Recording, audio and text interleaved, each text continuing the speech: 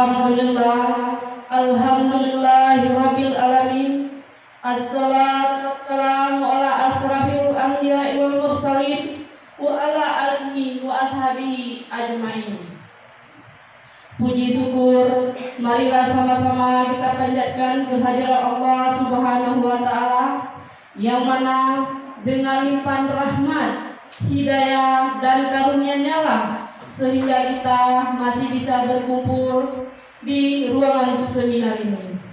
Salawat beriring salam tak henti-hentinya kita sampaikan kepada junjungan alam, yaitu Nabi besar Muhammad sallallahu alaihi wasallam, yang mana beliau membawa umatnya dari alam kegelapan menuju alam yang terang benderang yang kita rasakan saat ini.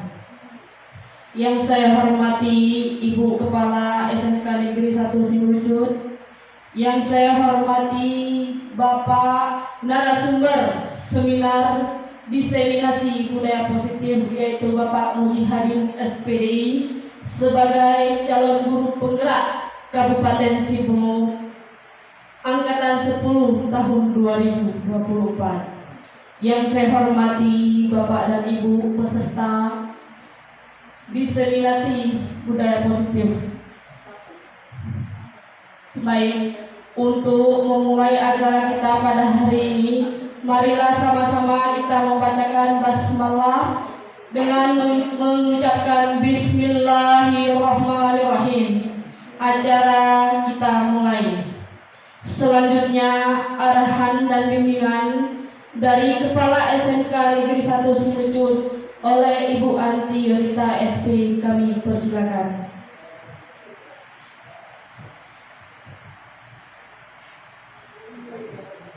Bismillahirrahmanirrahim.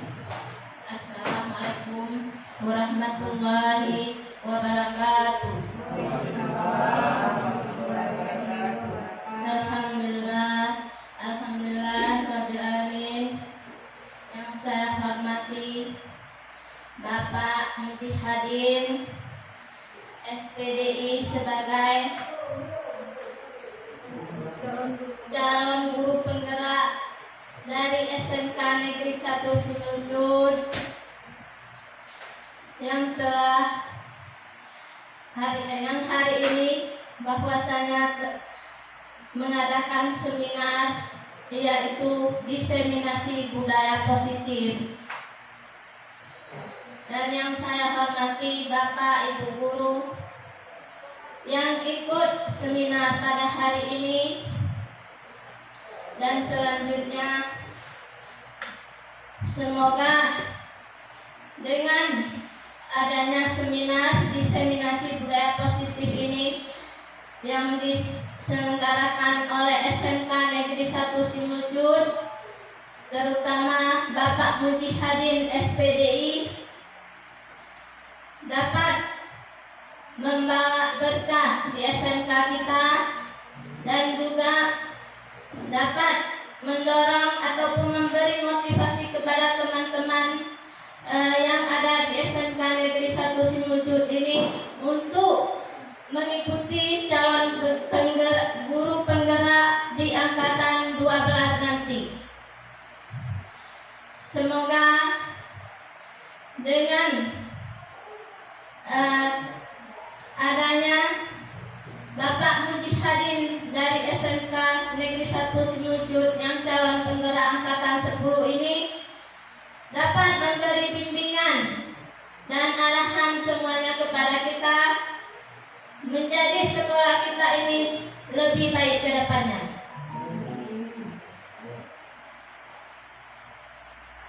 Bapak dan Ibu yang ikut seminar hari ini, mohon kiranya kita dapat memberi dukungan kepada Bapak Mujihadin, karena salah satu guru kita dari SMK Negeri 1 Simulujud ini yang terpanggil di angkatan 10 ini adalah Bapak Mujihadin. Semoga Bapak dan Ibu guru dapat mengikuti di tahun selanjutnya. Oleh sebab itu, demikianlah yang saya dapat yang dan ibu guru. Kemudian kita lanjutkan ke moderator. Wabillahi taufiq wal hidayah. Assalamualaikum warahmatullahi wabarakatuh. Waalaikumsalam warahmatullahi wabarakatuh.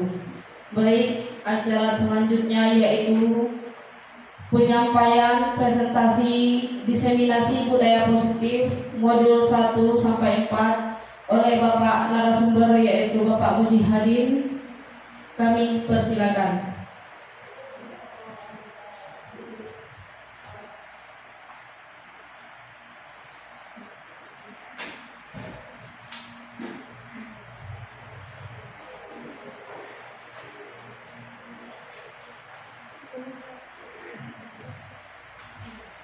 Bismillahirrahmanirrahim. Assalamualaikum warahmatullahi wabarakatuh. Innal hamdalillah nahmaduhu wa nasta'inuhu wa nastaghfiruh wa na'udzu billahi min shururi anfusina wa min sayyiati a'malina. Man yahdihillahu fala mudilla lahu wa man yudlil fala hadiya lahu. Asyhadu an la ilaha illallah wahdahu la syarika lahu wa asyhadu anna Muhammadan abduhu wa rasuluh alladzi la nabiyya wa rasula ba'da. Allahumma salli wa sallim wa barik ala nabiyyina Muhammadin wa ala alihi wa sahbihi wa man tabi'ahum bi ihsan ila yaumiddin. Rabbi shrah li sadri wa yassir li amri wahlul 'uqdatam min lisani yafqahu qawli.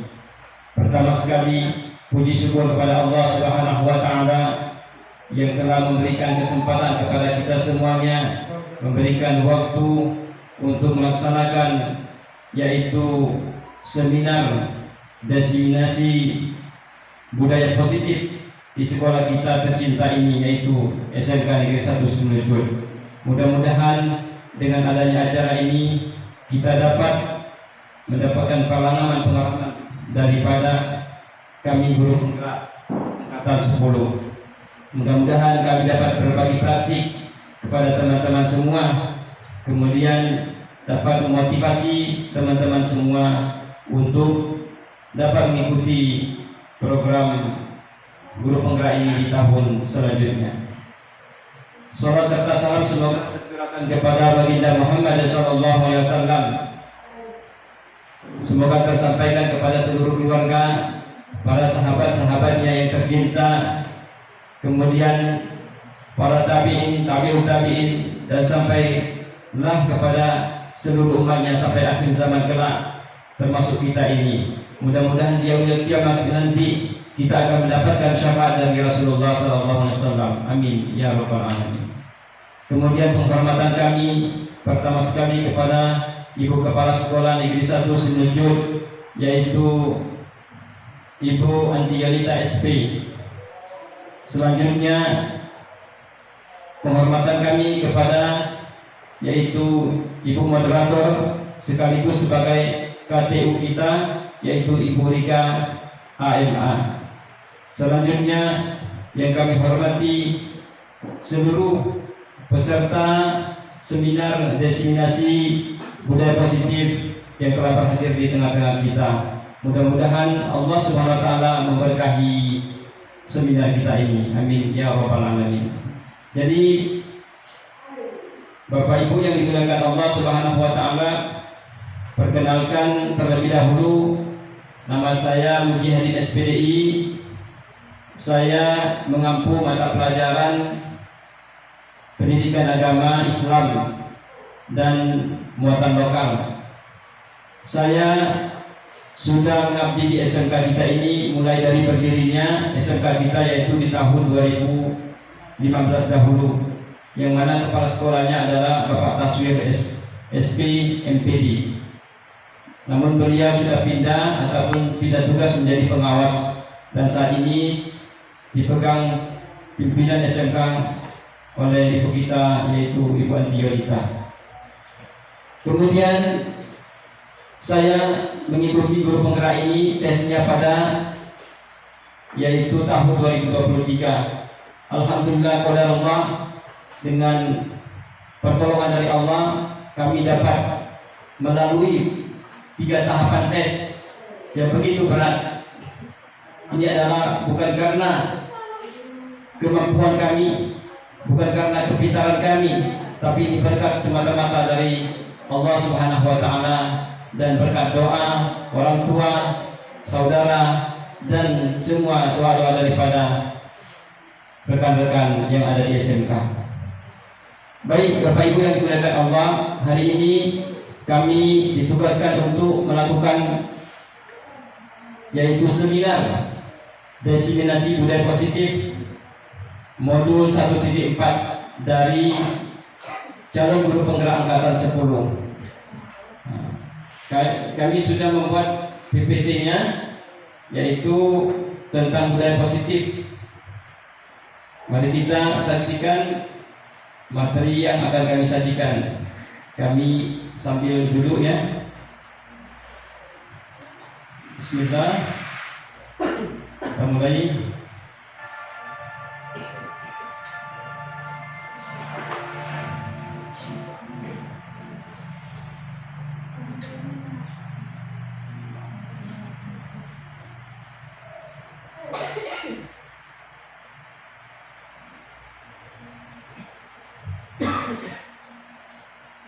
Diseminasi budaya positif modul 1.4.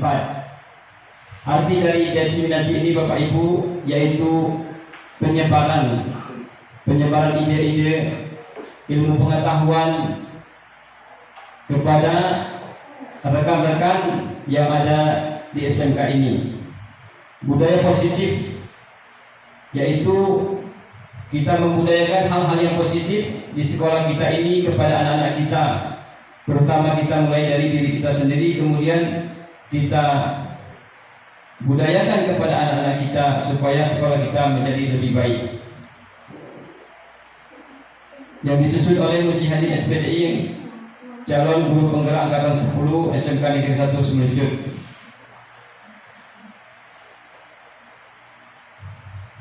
Nah, di sini ada pertanyaan. Apakah Bapak Ibu setuju bila satu, pemberian hukuman dapat mendisiplinkan siswa? Bagaimana Bapak Ibu? Menghukum siswa itu apakah kita dapat mendisiplinkan siswa secara maksimal? Bagaimana jawabannya? Bisa atau tidak? Tidak.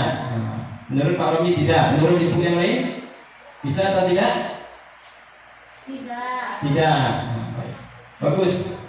Kemudian kedua, pemberian hadiah meningkatkan prestasi siswa. Kita berikan hadiah, kita terus berikan hadiah, apakah juga dapat meningkatkan prestasi siswa? Tidak. Ataupun tergantung ya. Ketiga, guru harus mampu memberikan solusi untuk setiap siswa yang bermasalah. Guru mampu memberikan solusi untuk setiap siswa yang bermasalah. Setuju? Setuju. 4. Guru berperan sebagai teman bagi siswa. Setuju? Setuju. Baik. Selanjutnya, apa itu budaya positif?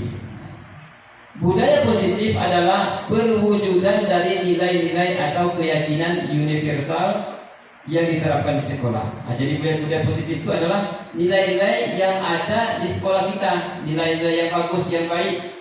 Seperti membawa sampah pada tempatnya, melakukan misalnya waktu datang ke sekolah, menyalam gurunya, kemudian masuk ke dalam kelas, mengucapkan salam. Semua hal-hal positif itu maka diterapkan di sekolah, disebut dengan budaya positif. Selanjutnya, konsep inti budaya positif.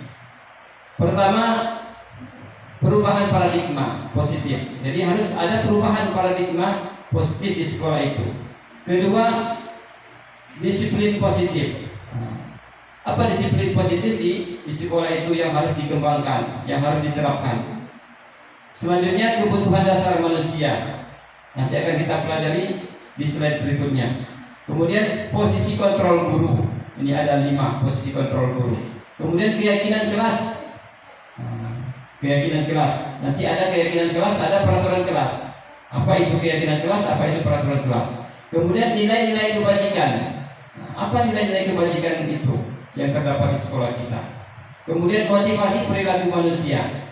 Selanjutnya segitiga restitusi. Nah, ini semua akan kita bahas selanjutnya. Baik. Seterusnya, cobalah buka, ya. Ini coba Bapak Ibu nanti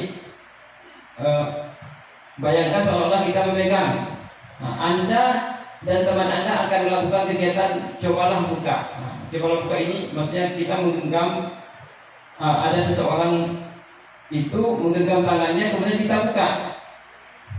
Seseorang itu kita umpamakan sebagai murid kita. Tugas Anda adalah mengepalkan salah satu tangan Anda. Ini tugas si A.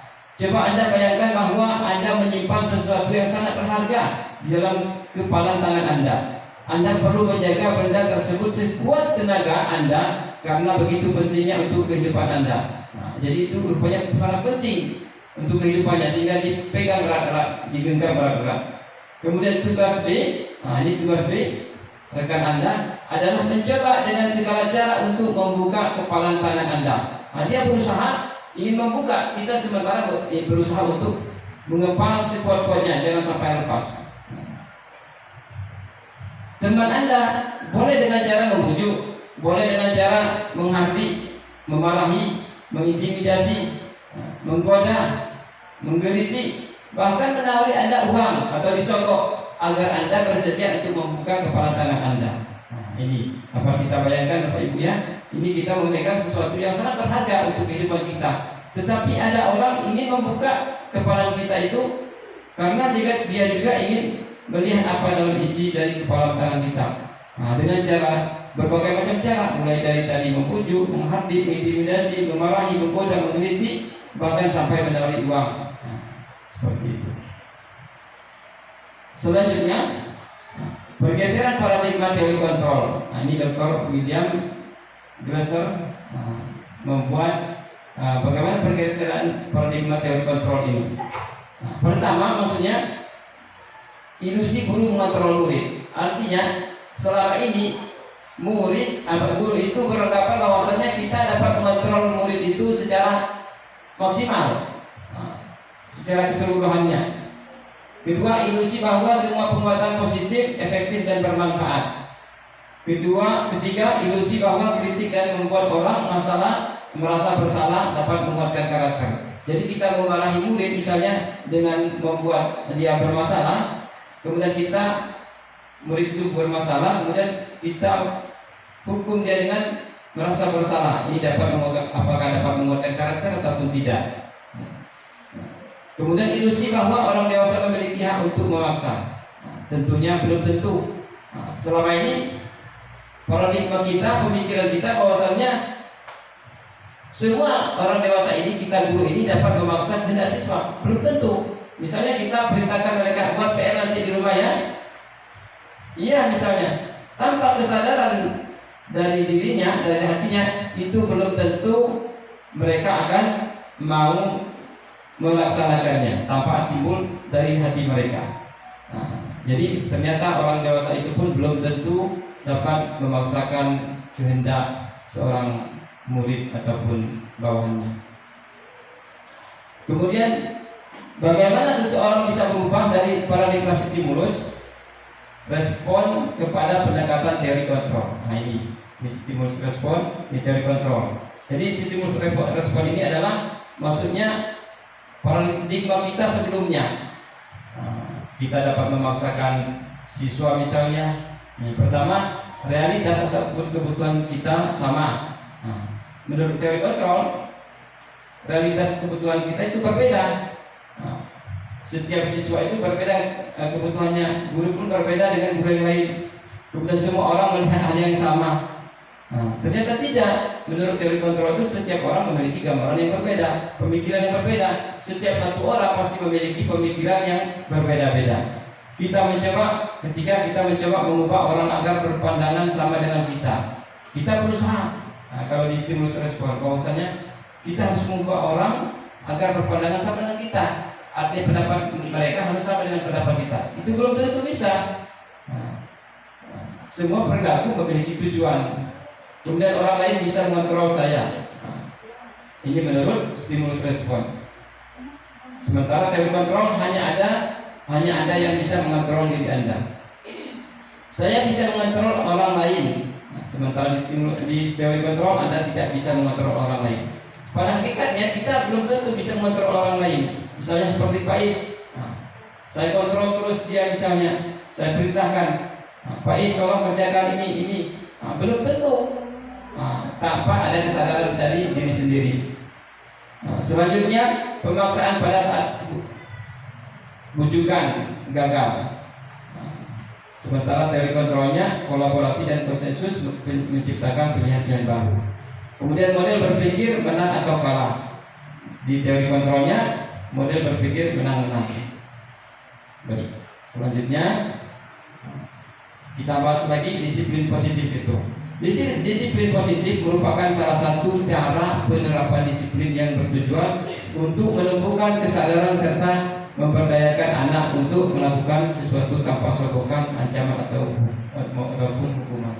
Jadi ini dia disiplin positif itu, yaitu kita dapat mendisiplinkan siswa. Bagaimana supaya kita dapat mendisiplinkan siswa? Sementara tanpa melakukan paksaan, tanpa melakukan ancaman, tanpa melakukan hukuman ataupun sogokan, tetapi mereka melakukan sesuatu itu. Mereka mau belajar di rumah, mengerjakan PR di rumah, itu karena kesadaran mereka sendiri.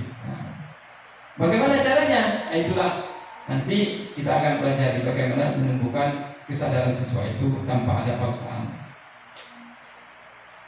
Kemudian nilai-nilai kebajikan universal. Nilai kebajikan itu ada beberapa, yaitu beriman, bertakwa kepada Tuhan Yang Maha Esa dan berakhlak mulia. Kemudian mandiri, bernalar kritis, kreatif, bergotong royong, berkebinekaan global. Jadi dari 6 nilai-nilai kebajikan universal ini disebut profil pelajar Pancasila. Jadi di setiap sekolah ketika sudah menerapkan yaitu kurikulum Merdeka Belajar, itu kita harus menyesuaikan dengan profil pelajar Pancasila ini. Artinya siswanya harus beriman dan bertakwa. Bagaimana mereka bisa beriman dan bertakwa kepada Allah? Kemudian mereka harus mandiri, tanpa ketergantungan kepada guru, bernalar kritis, tidak serta-merta mereka menerima apa saja dari kita, sementara yang kita sampaikan mungkin salah, tapi mereka harus kritis. Kemudian kreatif, mereka kreatif membuat misalnya tanaman di sekolah kita yang belum pernah dibuat. Kemudian gotong royong, mereka saling bergotong royong. Kemudian berkebinekaan global, artinya mereka mempunyai yaitu tenggang rasa ataupun toleransi kepada teman-temannya yang lain, bahkan kepada saudara-saudara kita yang berbeda agama.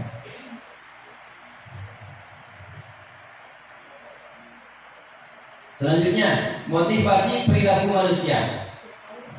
Menghindari ketidaknyamanan ataupun hukuman, mendapat imbalan ataupun penghargaan, menghargai diri dan menjadi orang yang mereka inginkan.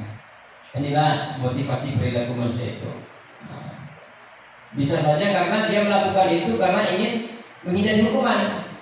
Misalnya ada anak yang kita tugaskan, Pak Is misalnya menugaskan kepada kelas 1, silakan buat tugas ini misalnya, ataupun bawakan buku.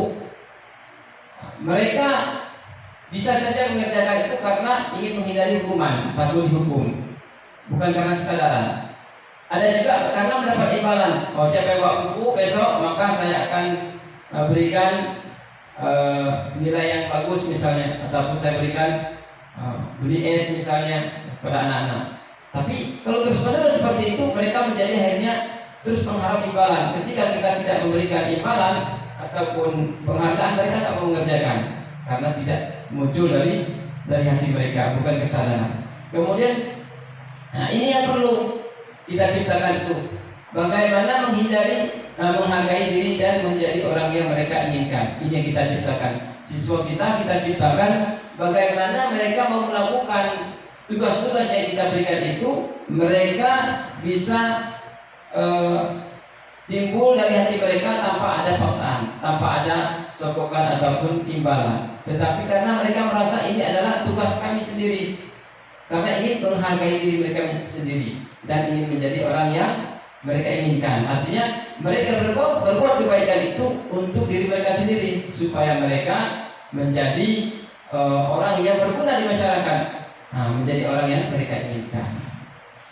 Kemudian selanjutnya, hukuman dan konsekuensi restitusi. Ini akan kita bahas nanti. Ada hukuman, ada konsekuensi, ada restitusi.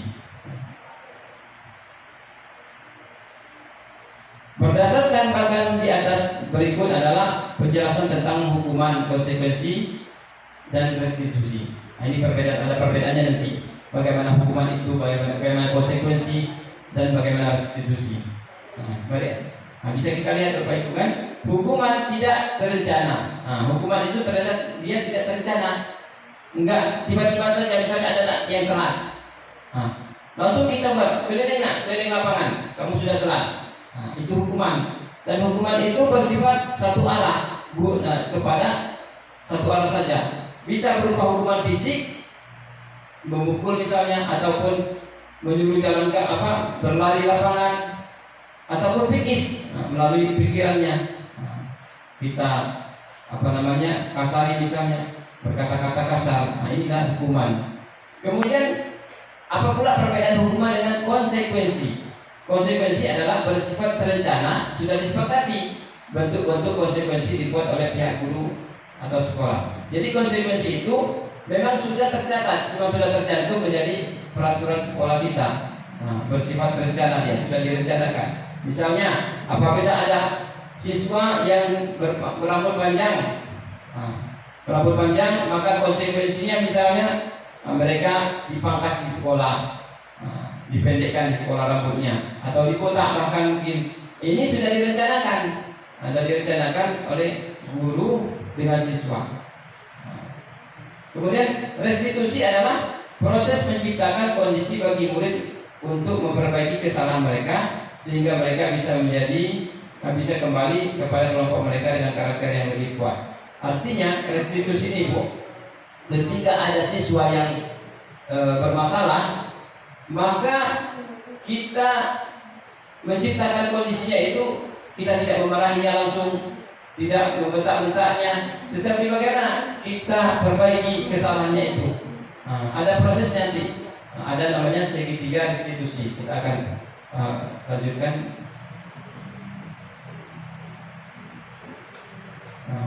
Ini konsekuensi ataupun hukuman itu. Konsekuensinya misalnya anak itu salah, terlambat dia. Silakan catat 100 kali di dalam buku dengan kalimat misalnya, saya tidak akan terlambat lagi karena terlambat ke sekolah. Misalnya seperti itu. Ataupun lari mengelilingi lapangan basket 2 kali karena terlambat hadir di sekolah, membersihkan coretan yang dibuatnya di meja tulis misalnya. Ataupun suruh membersihkan WC. Murid diminta untuk push up 15 kali karena tidak menggunakan basket ke sekolah. Berdiri di depan kelas sambil mengangkat kaki satu karena tidak bisa menjawab pertanyaan. Ini adalah hukuman-hukuman dahulu yang diberikan guru-guru kita kepada kita. Ini sudah kita rasakan dulu ini. Mungkin kita pun sebelumnya pernah juga melaksanakan hukuman-hukuman ini kepada siswa. Betul kan Bapak Ibu? Kemudian membersihkan WC karena merusak pensil teman misalnya, ataupun lari keliling lapangan karena terlambat 10 menit saat pelajaran PJOK misalnya. Jadi semua konsekuensi ataupun hukuman ini kalau kita terapkan kepada murid, memang saat itu mereka akan laksanakan, akan berubah saat itu. Maksudnya mereka berubah sementara, tetapi selanjutnya itu belum tentu. Bahkan ketika kita memberikan hukuman kepada siswa, ternyata itu akan membekas di hatinya. Bahkan mereka akan menjadi benci, mereka akan mendendam. Itu yang paling bahaya. Ketika mereka dendam kepada murid, kita memberikan hukuman, apalagi hukuman itu sebentar perkara masalahnya sekecil, kita berikan hukuman berat misalnya. Dia misalnya baru sekali itu terlambat, kita buat dia lari 100 kali lapangan misalnya. Akhirnya capek dia, besoknya nggak bisa sekolah lagi, sakit dia. Akhirnya dendam dia. Kalau sudah dendam, bisa saja dicoret-coret di dinding nama kita, dirusak kereta kita misalnya, barang kita dirusak, macam-macam lah. Itulah makanya hukuman ini di dalam pendidikan guru penggerak ini itu kalau bisa dihindari hukuman itu, lebih kepada yaitu restitusi tadi, cara penyelesaian masalahnya. Dihukum oleh penghargaan. Bagaimana pula dihukum dengan penghargaan? Artinya kalau tadi fisik ataupun psikisnya, sekarang ini dihukum dengan penghargaan. Misalnya pengaruh jangka pendek dan jangka panjang, penghargaan tidak efektif. Kita berikan penghargaan kepada dia. Dia misalnya supaya mau melakukan sesuatu itu, kita berikan penghargaan. Kita beri misalnya barang ataupun nilai misalnya. Siapa yang mau mengerjakan ini, ibu kasih nilai misalnya tambahan nilainya sekian, itu penghargaan. Tetapi itu belum tentu nanti akan menjadi kesadaran ketika kita tidak memberikan penghargaan, dia nggak mau melakukan karena tidak muncul dari hatinya sendiri, bukan perubahan dari dirinya, seperti itu. Kemudian penghargaan dapat merusak hubungan. Kenapa merusak hubungan? Kita berikan penghargaan kepada si A, kepada murid si B, tidak kita berikan, sehingga timbul kecemburuan sosial. Dengan timbul kecemburuan sosial akan merusak hubungan mereka. Oh, ibu ini pilih kasih saya dengan si B, seperti itu. Maka ini belum efektif memberikan hukum itu dengan penghargaan. Kemudian penghargaan dengan mengurangi ketetapan, penghargaan mengurangi kualitas, penghargaan mematikan kreativitas. Rupanya penghargaan itu bisa mematikan kreativitas, kualitas. Penghargaan menghukum motivasi dalam diri atau intrinsik. Baik, kita singkat-singkat ya. Kemudian setelah kita mendengarkan tadi paparan tadi Bapak Ibu, ada pertanyaan. Mengapa keyakinan kelas bukan peraturan kelas? Jadi ada keyakinan kelas, ada peraturan kelas. Baik, saya jelaskan sedikit. Keyakinan kelas ini Bapak Ibu maksudnya adalah yaitu peraturan-peraturan yang keyakinan kelas ini yaitu peraturan yang sudah kita sepakati dengan siswa. Misalnya contoh, kalau ayo kita sepakati kalau terlambat misalnya 5 menit atau 10 menit ke atas, apa hukumannya? Apa konsekuensinya? Misalnya konsekuensinya itu misalnya membaca surah Al-Fatihah misalnya ke depan, seperti itu. Tapi kalau peraturan kelas kalau itu keyakinan kelas, itu disepakati antara murid dan guru. Tapi kalau peraturan kelas itu yang menetapkan hanya guru saja, satu arah, guru yang berwenang. Mau tidak mau siswa ini misalnya kalau terlambat murid masuk 15 menit dari yang ditetapkan, maka harus 150 kali keliling lapangan. Mau tidak mau kita paksakan dia. Itu peraturan kelas. Tapi kalau keyakinan kelas itu memang disetujui oleh siswa. Tapi kalau keyakinan kelas, tapi kalau peraturan kelas itu tidak disetujui oleh siswa. Artinya memang kita tidak melibatkan mereka di dalam penyusunan peraturan kelas itu. Pertanyaan selanjutnya, mengapa kita memilih peraturan tentang penggunaan helm pada saat mengendarai kendaraan roda 2 atau motor? Kenapa kita harus menggunakan helm? Apa kira-kira Pak Is? Jawabannya? Karena kepala itu terganti. Kepala tidak berganti. Artinya kita harus melindungi keselamatan kita. Berarti bukan kita polisi itu memaksa, bukan terus menganjurkan kita memakai helm, itu tujuannya bukan untuk mereka sebenarnya, tapi untuk kebutuhan kita, keselamatan kita. Kemudian mengapa kita memiliki peraturan tentang penggunaan masker dan mencuci tangan setiap saat misalnya waktu COVID? Kenapa? Apa kira-kira Ibu Yani? Kenapa kita harus memiliki peraturan waktu COVID harus pakai masker, harus cuci tangan? Kenapa?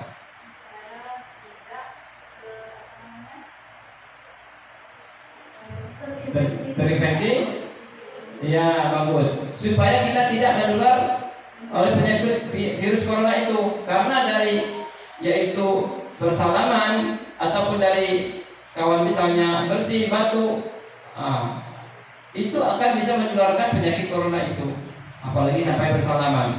Maka semua itu kita dianjurkan oleh pemerintah memakai, diwajibkan bahkan masker dan cuci tangan itu untuk kebutuhan kita, untuk kesehatan kita. Begitu juga nanti di sekolah, kenapa siswa itu harus misalnya menyapu di kelas? Pertanyaannya, karena supaya mereka terjaga kebersihannya, supaya tidak terjadi penyakit. Jangan buang sampah di sembarangan, lantainya harus tetap bersih.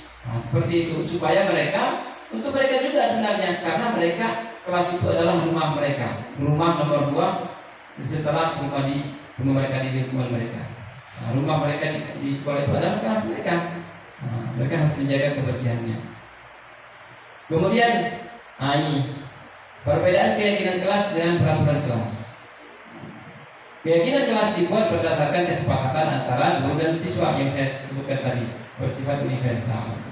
Kemudian peraturan biasanya dibuat oleh guru, bersifat satu arah. Guru yang membuat kalau peraturan kelas. Tapi kalau keyakinan bersama guru dan murid sama-sama kita setujui, sama-sama kita sepakati. Bisa dipahami Bapak Ibu ya? Insyaallah ya, luar biasa guys. Selanjutnya, prosedur pembentukan keyakinan kelas. Ini harus kita pelajari. Ini terutama guru-guru, apalagi guru wali kelas. Pertama, kita harus ada prosedurnya pembentukan keyakinan kelas itu atau sekolah. Pertama, mempersilahkan warga sekolah atau siswa untuk mencurahkan ide tentang peraturan yang akan disepakati. Jadi kita minta kepada siswa atau warga sekolah. Nah, kira-kira kalau misalnya kalian tidak mengumpulkan PR, apa hukumannya? Jadi bukan kita yang menetapkan, tapi mereka sendiri yang menetapkan hukuman itu, nanti mereka sendiri yang dihukum. Jadi tidak serta-merta mereka itu kita zolimi. Karena dengan begitu, dengan mereka yang membuat peraturan sendiri, insya Allah mereka akan menjadi lebih teratur atau disiplin. Kemudian mencatat semua masukan. Semua masukan yang diberikan siswa atau keluarga sekolah harus kita catat. Ganti kalimat negatif menjadi positif. Ada kalimat-kalimat negatif, itu harus kita ganti menjadi kalimat positif. Kemudian dijawab kembali curahan pendapat yang terkumpul dan susun menjadi keyakinan kelas atau sekolah. Dijawab ulang keyakinan kelas yang sudah tersusun 3-7 keyakinan. Nggak usah banyak-banyak, 3-7 aja sudah cukup keyakinan kelas itu. Kemudian meninjau dan menyetujui dengan menandatanganinya. Jadi harus mereka tanda tangani, karena mereka sendiri yang buat peraturan itu. Seperti itu. Jadi ketika mereka melakukan kesalahan, kita katakan, masih ingatkah peraturan yang kita buat keyakinan kelas kita? Oh iya, ingat. Ini dulu masih ingat waktu menaikkan dulu menandatangan. Kemudian meninjau dan menyetujui dengan menandatanganinya. Kemudian keyakinan kelas ditempel di dinding, ditempel di dinding kelas. Keyakinan kelas itu di dinding. Sudah saya tempel kemarin ada 2. Itu keyakinan kelas, boleh buat langsung pakai spanduk, boleh juga kertas diprint aja. Diprint di situ, nanti kapan-kapan siswa bisa lihat. Selanjutnya tidak banyak lagi. Ini 5 kontrol guru. Ini ada 5 kontrol guru, ini ada penghukum, ada membuat merasa bersalah siswa ini. Jadi siswa ini mereka punya masalah. Jadi rupanya menghukum siswa yang bersalah itu tidak hanya satu. Selama ini cuma satu yang kita tahu, menghukum. Ternyata ada 5 kontrol guru itu. Yaitu pertama menghukum, kedua membuat merasa bersalah, ketiga menjadi teman, keempat yaitu pemantau, kelima manajer. Nanti kita jelaskan bagaimana pengertian dari 5 ini.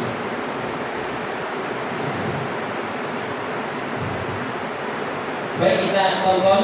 Ini ada berikut contoh video 5 kontrol guru.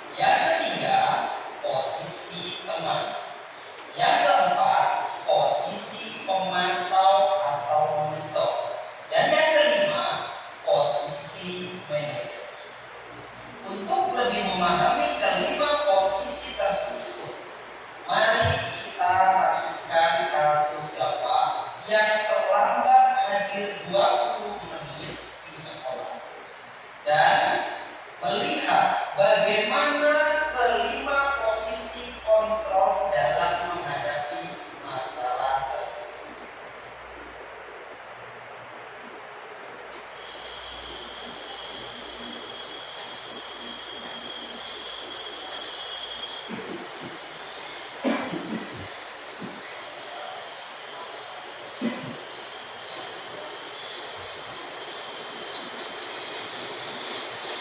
Siapa? Sini kamu.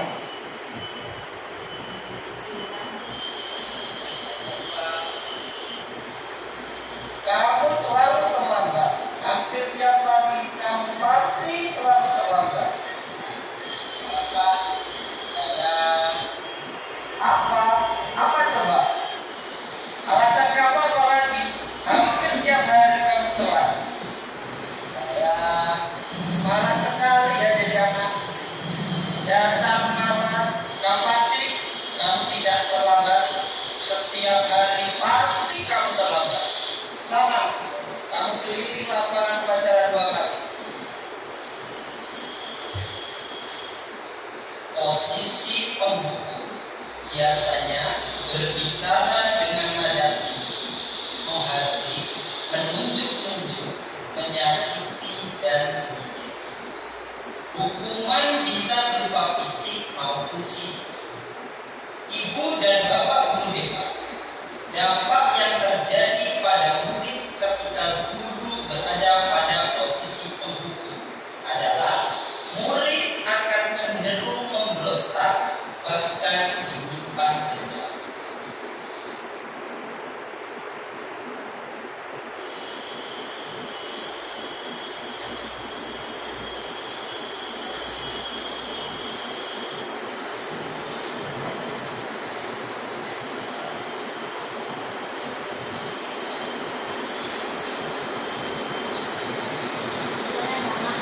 Siapa?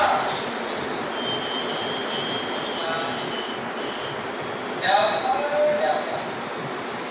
Kamu kenapa lagi nak? Kamu senang ya? Kita pasti sama. Apa? Siapa? Kamu suka ya kalau bapak itu kelas? Terus bapak harus apa di absen? Ini kamu sudah sering terlambat. Bapak harus bilang apa? Bisa jantungan kalau bapak itu kepala sekolah, Bapak. Apa? Maaf sekali. Ya sudah, lain kali jangan bikin bapak susah lagi ya nak. Bapak tidak akan kuat lagi kalau kamu tidak. Posisi membuat merasa bersalah, berbicara dengan nada teguh, cenderung lembut. Namun kata-katanya yang diutarakan membuat murid merasa menjadi orang yang benar. Kadang guru dilihat ini merasa tidak berharga dan tidak sanggup membahagiakan orang lain.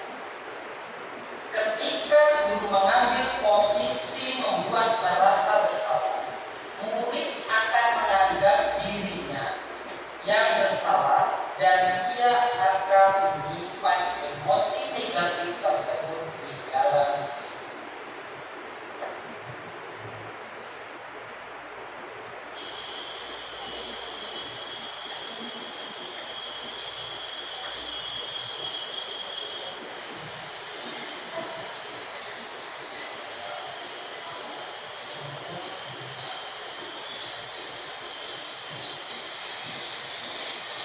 Siapa?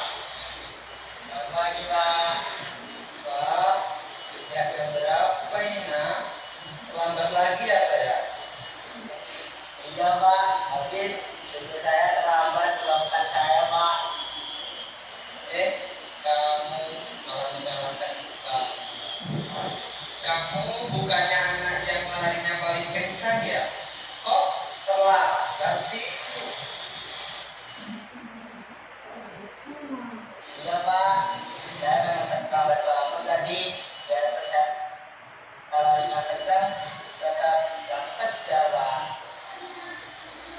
sebelah sana. Nanti lain kali larinya lebih kencang lagi ya, biar nggak terlambat lagi. Bikin seneng bapak loh. Ini bapak bisa kan? Bisa pak. Yang sebelah sana kelas bapak beresin urusan absen kamu ya.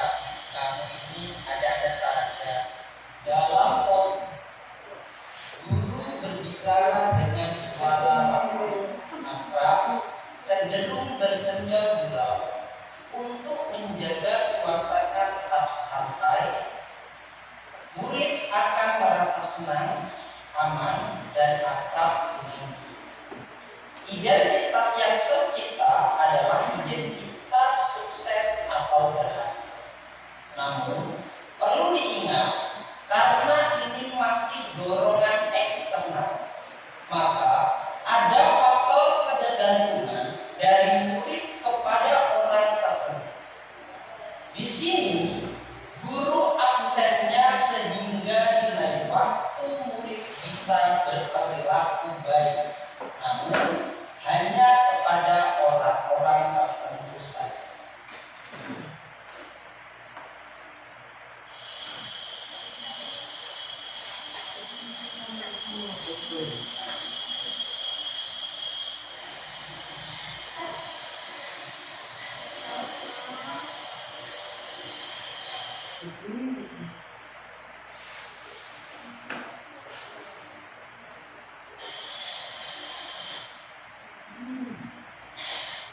Siapa?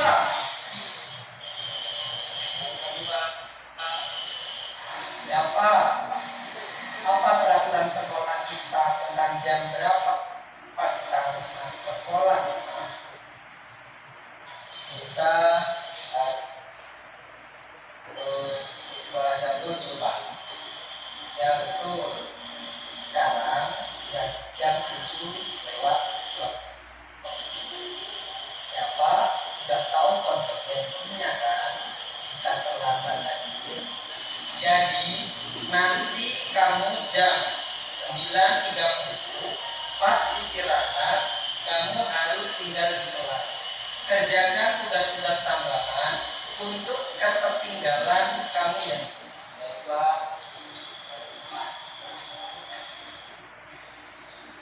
Posisi pemantau mengandalkan perhitungan atau data untuk mengontrol murid.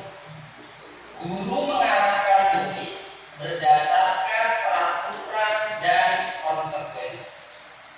Seorang pemantau menunjukkan bahasa tubuh dan ekspresi wajah yang datar dan cenderung formal.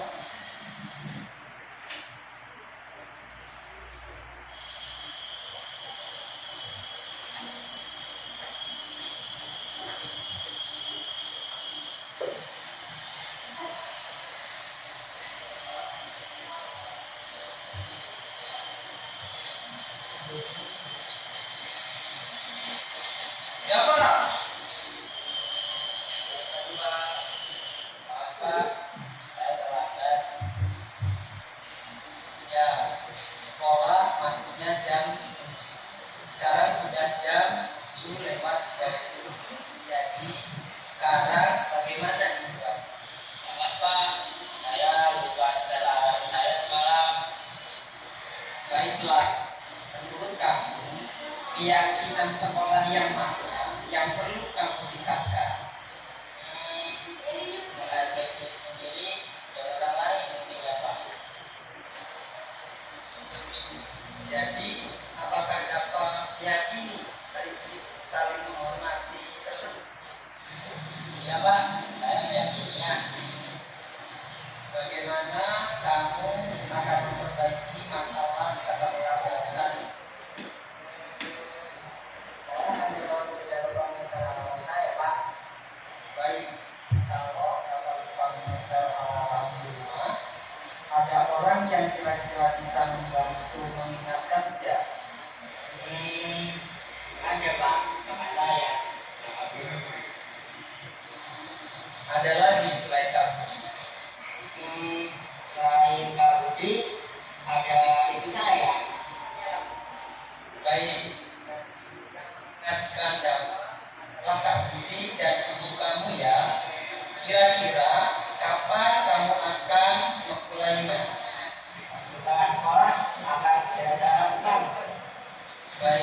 Jadi Bapak akan setel alarm untuk bangun besok pagi. Dan akan diingatkan oleh kakak dan ibunda siapa ya. Ada lagi yang mungkin perlu dilakukan Bapak agar tidak terlambat bangun Bapak. Ya, ada Pak. Baik Bapak. Kamu sekarang kamu satu kembali ke kelas untuk belajar. Terima kasih.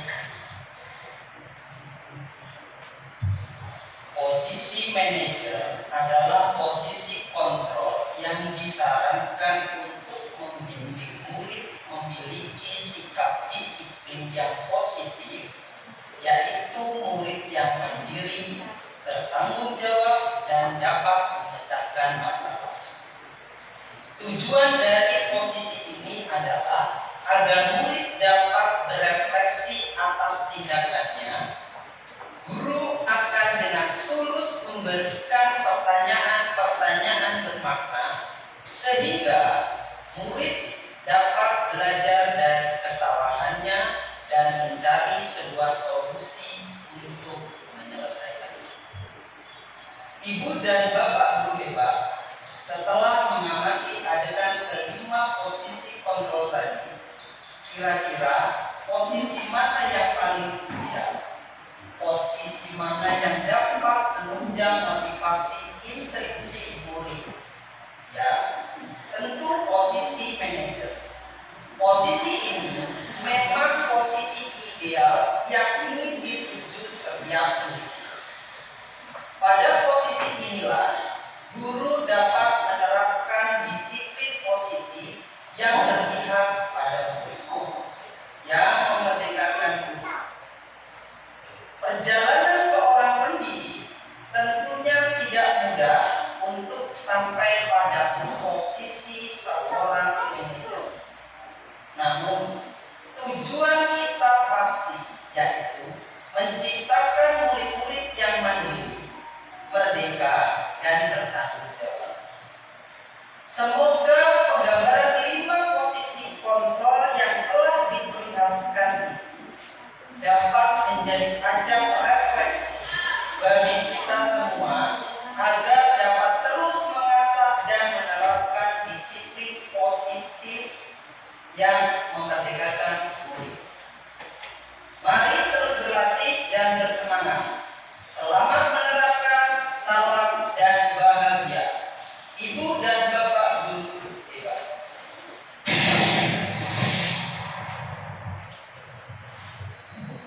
Baik Bapak Ibu yang dimuliakan Allah Subhanahu wa taala.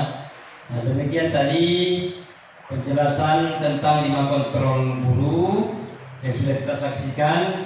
Nah, di situ kita sudah bisa membedakan dari 5 kontrol tadi, penghukum, kemudian pembuat merasa bersalah, teman, kemudian manajer dan selanjutnya. Dan sudah ada dampak-dampaknya. Nah, di sini kita lihat ini. Nah, penghukum itu biasanya menghardik, menunjuk-nunjuk, berkaca pinggang, membentak, hukuman fisik atau verbal.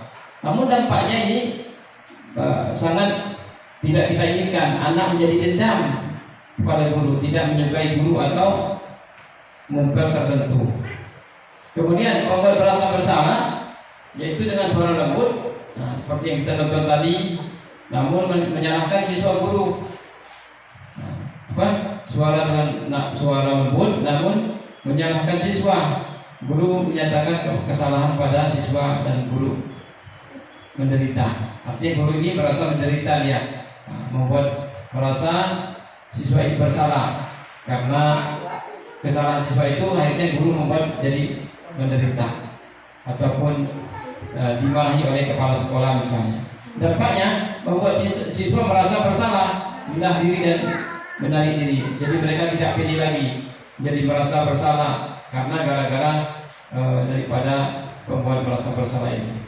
Kemudian teman guru bersikap ramah cenderung bersendang gurau untuk menghangatkan suasana. Dampaknya murid bergantung pada satu orang, membuat siswa tidak mandiri. Artinya ketika kita menerapkan sebagai teman, mungkin hanya satu guru itu yang dia sukai. Oh ini bapak ini bagus nih, bisa seperti teman kita dianggapnya, tidak marah-marah dia.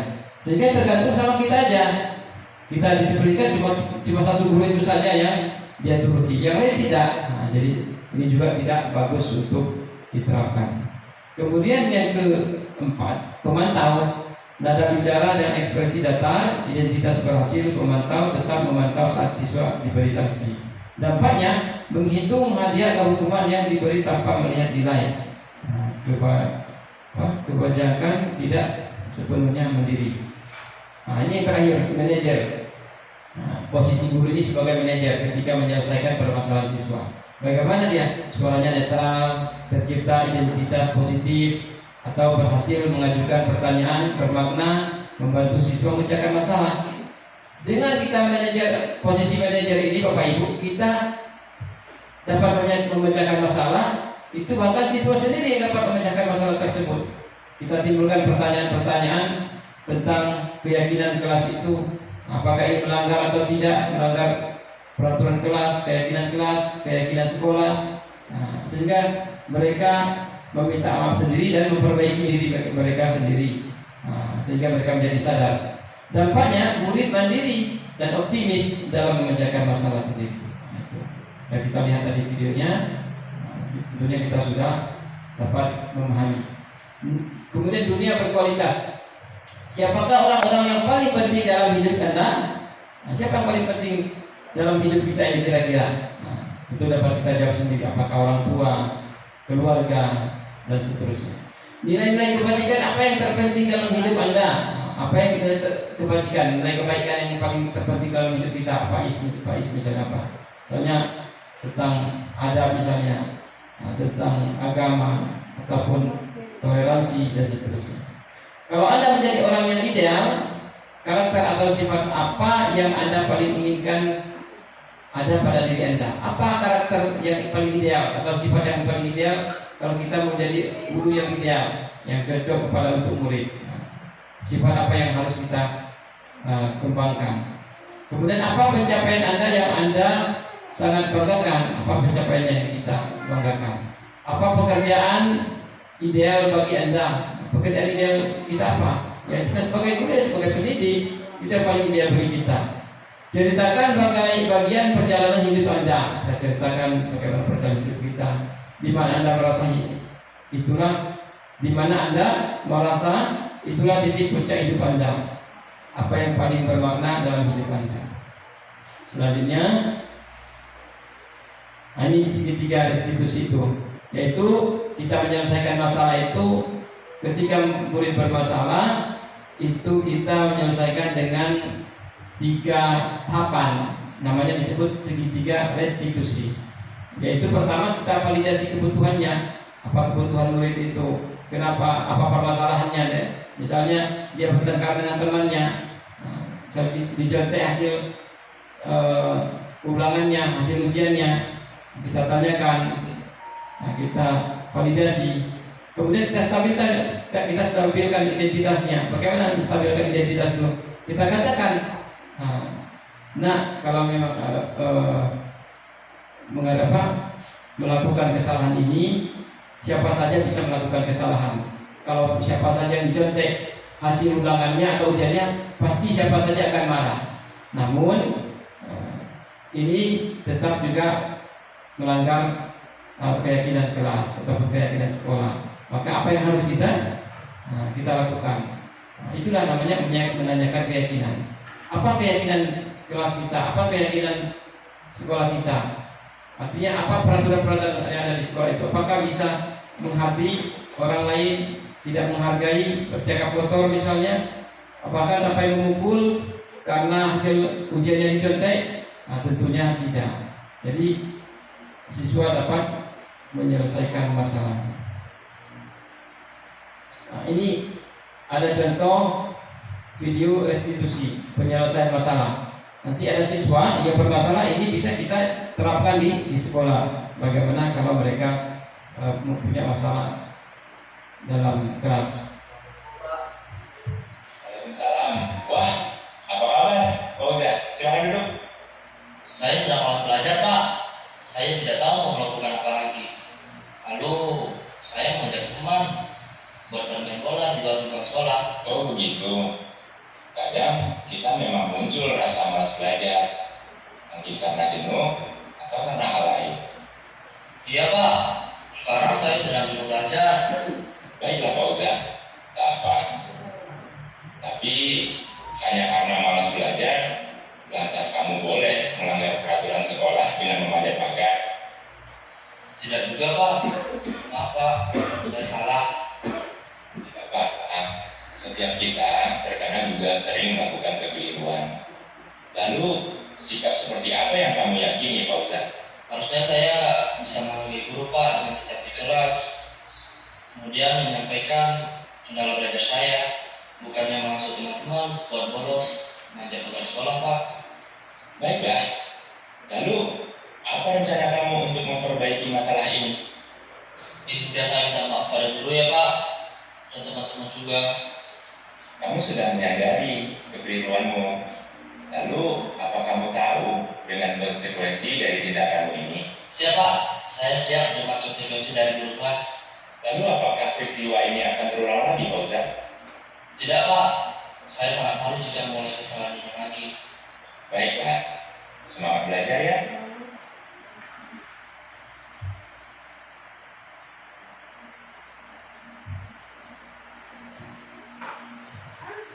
Baik Bapak Ibu yang dimuliakan Allah SWT, itulah tadi penyelesaian dengan segitiga restitusi.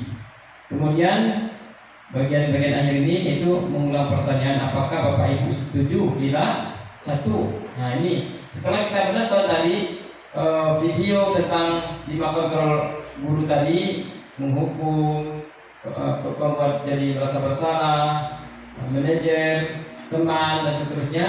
Nah ini pertanyaan saya, pemberian hukuman dapat mendisiplinkan siswa?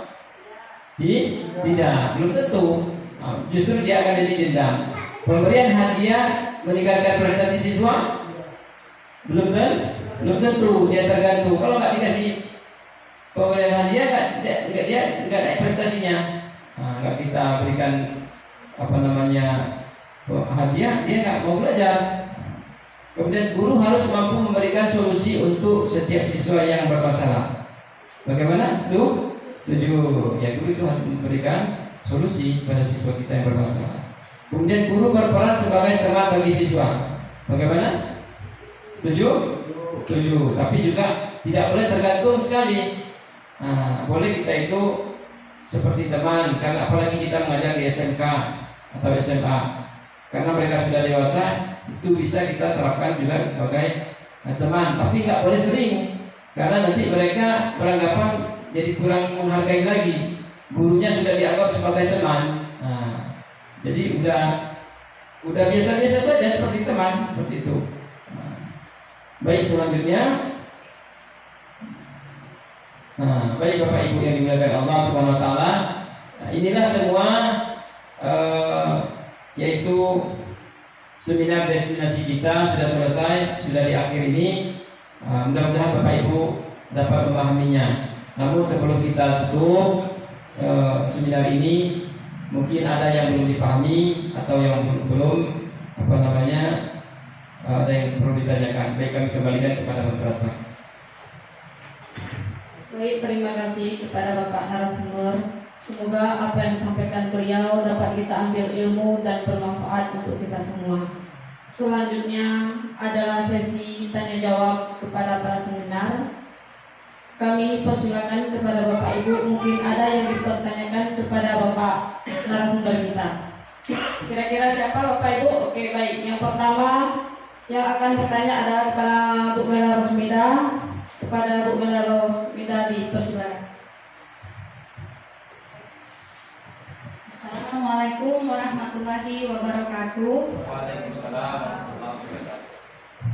Terima kasih kepada Ibu Moderator yang telah mempersilahkan saya untuk bertanya kepada Bapak Mujihadin selaku Guru CGP tahun angkatan 10. Baik, nama saya Mela Rosmida. saya mengampu mata pelajaran biologi di kelas 10. Di sini pertanyaan saya, dari 5 kontrol guru yang telah dipaparkan oleh Bapak tadi, manakah yang lebih tepat dalam mengatasi permasalahan siswa? Terima kasih. Baik, langsung saja Bu ya. Baik, terima kasih kepada Ibu Mela Rosmida sudah bertanya tadi tentang yaitu 5 kontrol guru. Kita sudah ketahui tadi ada 5 kontrol guru itu: penghukum, pembuat merasa bersalah, teman, kemudian selanjutnya sebagai pemantau dan manajer. Dari kelima kontrol guru ini, kira-kira mana yang paling tepat, yang paling ideal untuk menyelesaikan permasalahan siswa? Seperti kita lihat video tadi, itu yang paling tepat adalah sebagai manajer.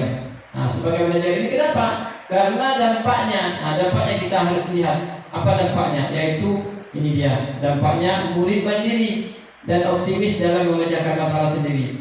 Jadi murid itu menjadi mandiri, dia tidak karena keterpaksaan. Dia kita berikan tugas, dia tidak merasa terpaksa, tetapi karena dari hatinya sendiri. Artinya dia melakukan karena ingin menjadi dirinya sendiri atau menghargai dirinya. Dia menghargai dirinya sebagai siswa dan menghargai gurunya, seperti itu. Itulah dampaknya yang optimis. Dampak untuk sebagai manajer ini. Kemudian mereka dapat memecahkan masalah sendiri mereka. Mereka tidak perlu, apalagi tidak perlu misalnya meminta harus tergantung kepada guru, bagaimana ini Pak, masalah saya begini. Tidak perlu, mereka sudah dapat selesaikan sendiri. Itu dampaknya. Baik, terima kasih kepada Ibu. Baik, bagaimana Bapak dan Ibu? Kira-kira masih ada yang ingin bertanya? Oke, kepada Ibu Livi, kami silakan.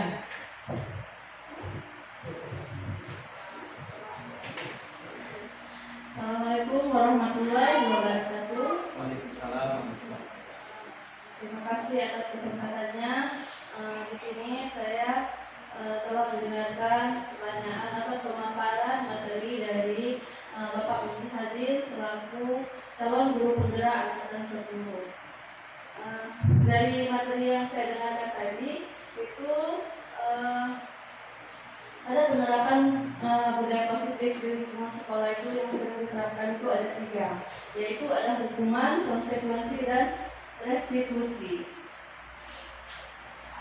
Yang ingin saya pertanyakan di sini, saya ingin bertanya tentang apa manfaat dari penerapan segitiga restitusi yang akan diterapkan di lingkungan sekolah pada penerapan budaya positif. Terima kasih.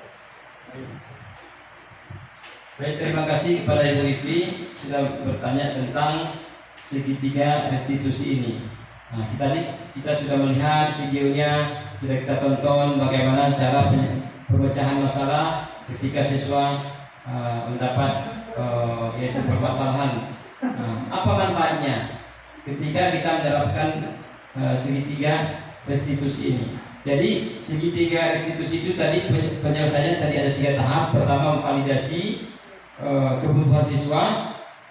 Kita tanyakan apa kebutuhannya, apa permasalahannya. Selanjutnya kita menstabilkan identitasnya. Artinya walaupun dia merasa sedang posisi salah, tapi kita katakan, ini memang salah, tapi ini kalau posisi juga orang lain atau Bapak pasti juga akan seperti ini. Namun ini adalah suatu kesalahan. Jadi kita stabilkan identitasnya. Tapi kalau langsung kita bentak-bentak, ini salah ini itu, akhirnya dia menjadi turun semangatnya, dia merasa bersalah ataupun dia merasa tidak optimis lagi. Apalagi misalnya kesalahannya itu berat, misalnya kesalahannya berat, sehingga ketika dia masuk ke komunitasnya, masuk ke teman-temannya, dia menjadi merasa seperti diremehkan karena sudah melakukan kesalahan tadi, ataupun bahkan dilecehkan mungkin karena kesalahannya, akhirnya dijauhi. Itulah kita stabilkan identitasnya. Kemudian selanjutnya terakhir itu kita tanyakan bagaimana keyakinan Yang ada artinya peraturan-peraturan yang di sekolah itu apakah sesuai dengan pekerjaannya, dengan kelakuannya.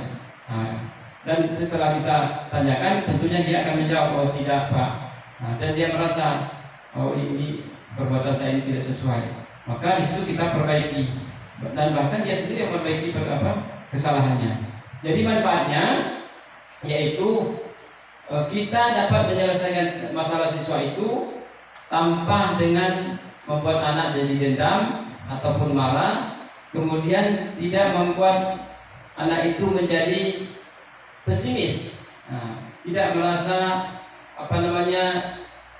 terhina di hadapan teman-temannya, sehingga dia ketika bergabung dengan teman-temannya dia tidak merasa dikucilkan karena telah melakukan kesalahan tersebut, karena kita sudah perbaiki identitasnya, kita sudah nama baiknya kita bersihkan seperti itu.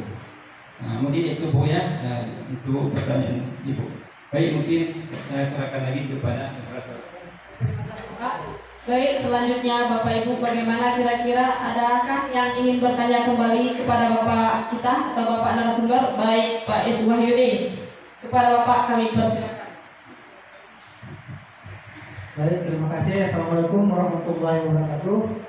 Terima kasih kepada moderator yang memberikan waktu kepada kami untuk bertanya kepada Bapak Mujihadin selaku guru penggerak yang angkatan 10. Dan Bapak, saya mau bertanya kepada Bapak, yaitu apa manfaat dibuatnya keyakinan kelas Pak? Terima kasih. Itu aja, Pak. Baik, terima kasih kepada Pak Iswahyudi SP. Bagus pertanyaannya. Apa manfaat daripada dibuatnya keyakinan kelas? Tadi kita sudah mengetahui keyakinan kelas, ada satu lagi peraturan kelas. Kalau keyakinan kelas dibuat bersama dengan murid, guru dengan murid, sama-sama disetujui murid, disetujui guru. Tidak, kalau dia peraturan berarti hanya guru yang menetapkan. Mau tidak mau siswa harus begitu. Mereka bisa saja berontak dalam hati mereka ketika kita buat peraturan itu. Jadi apa manfaat kita buat keyakinan kelas itu? Pertama, kita buat keyakinan kelas itu membuat siswa itu menjadi disiplin. Kedua, menghargai gurunya. Ketiga, menghargai dirinya sendiri. Jadi dengan ada keyakinan kelas itu membuat kelas itu ataupun lingkungan sekolah itu menjadi nyaman, tentram, suasana belajar yang bagus. Karena misalnya contoh kita buat keyakinan kelas. Satu misalnya masuk kelas pukul 7 misalnya 45, maka mereka harus menyetujuinya, ataupun mereka malah yang mengusulkan. Kita tanya apa aja keyakinan kelas ini, mereka usulkan, kita kumpulkan, kita tulis, nanti kita tempel. Kemudian setelah mereka melihat atau menyetujuinya, maka tentunya mereka akan melaksanakannya. Jadi itu manfaatnya Pak Is ya. Manfaatnya membuat siswa ini menjadi lebih disiplin, menghargai guru, menghargai diri mereka sendiri, dan menciptakan suasana ataupun pembelajaran yang yang bagus, pembelajaran yang menyenangkan. Demikian dari kami pertanyaan dari ketiga Bapak Ibu guru yang telah bertanya. Baik, kami berikan kepada moderator. Baik, terima kasih. Bagaimana Bapak Ibu selanjutnya? Masih ada kira-kira yang ingin bertanya kepada Bapak narasumber kita? Masih atau kita cukupkan bagaimana? Cukup ya. Jadi saya ucapkan terima kasih kepada Bapak Ibu yang sudah bertanya kepada narasumber kita. Semoga mendapat jawaban yang puas. Baik, setelah selesai sesi tanya jawab ini, maka berakhir pula acara seminar pada hari ini. Saya selaku protokol, mungkin ada dari awal kata-kata yang menyinggung atau tidak pada tempatnya. Saya mohon maaf dan saya tutup dengan kata wabillahi taufiq wal hidayah. Wassalamualaikum warahmatullahi wabarakatuh. Assalamualaikum warahmatullahi wabarakatuh. Perkenalkan, nama saya Mela Rosmida SPD. Saya guru mata pelajaran biologi di SMK Negeri 1 Simelucut. Saya salah satu peserta seminar diseminasi budaya positif yang diselenggarakan oleh Bapak Mujihadin SPDI, calon guru penggerak angkatan 10 tahun 2024. Saya sangat bersyukur dengan adanya kegiatan seminar diseminasi budaya positif di SMK Negeri 1 Simelucut, karena melalui kegiatan tersebut menambah wawasan dan menginspirasi saya dalam menerapkan budaya positif kepada peserta didik di sekolah. Untuk itu, saya sangat berharap kepada Bapak Mujihadin SPDI dapat menerapkan budaya positif kepada peserta didik dan dapat berbagi praktik dengan teman-teman sejawat. Demikian penyampaian umpan balik dari saya. Semoga proses pendidikan CGP Angkatan 10 yang dilaksanakan oleh Bapak Mujihadin SPDI berjalan dengan lancar dan sukses. Wassalamualaikum warahmatullahi wabarakatuh.